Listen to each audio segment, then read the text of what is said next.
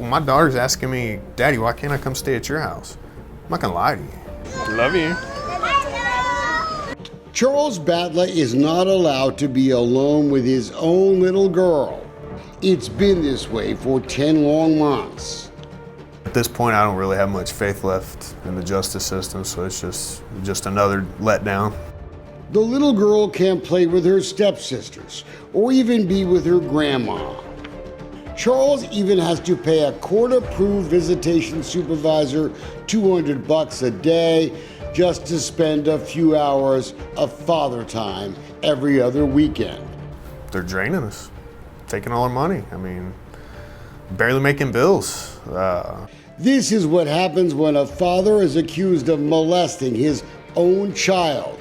That's what's happened to Charles Batla, and that's why he came to Dolcefino Consulting. You can't even prove yourself innocent. So where do you go from there?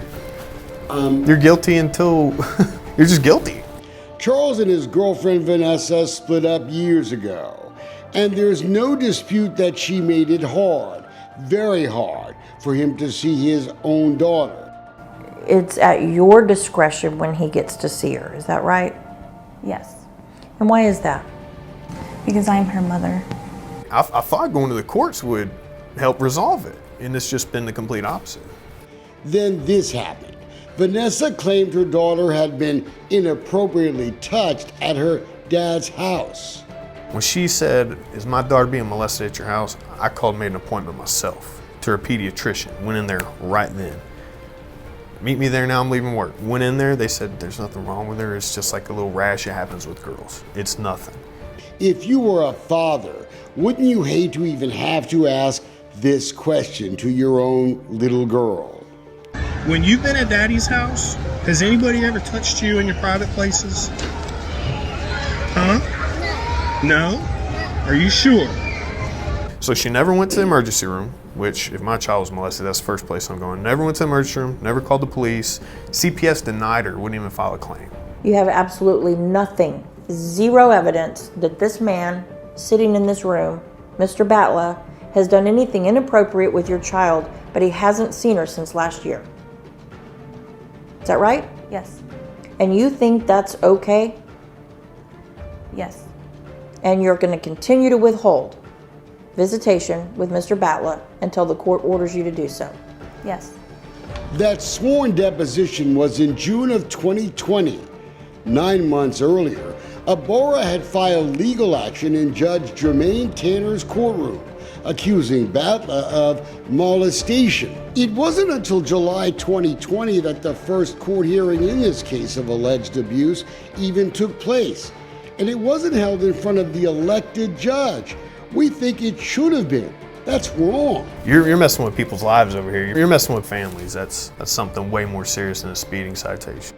Frank Pierce is the appointed associate judge in the 311th. Not only was he not elected by anyone in Harris County, he was actually rejected by voters back in 2012 when he ran for judge. It's illegal in my eyes. They're not elected. Charles Batla was told in August of 2020 he could now only see his own daughter under supervision. Someone had to watch, and he had to pay for it. Court-ordered therapists, too. It's a racket. What they're doing is organized crime. It's 100% organized crime. Judge Tanner did respond to Dolcefino Consulting, declining to comment on the Batla case because of courtroom ethics, but pointing us to the Texas law that allows unelected judges, associate judges, the power to take away your kids.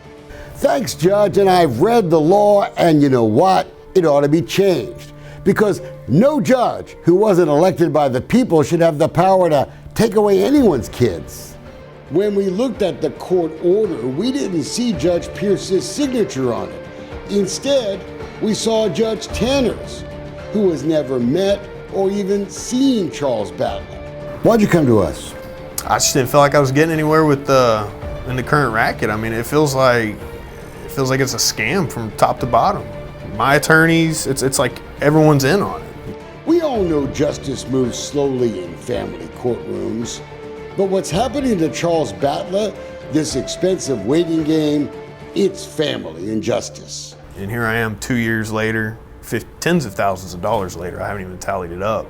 And it's like, man, it's got to change.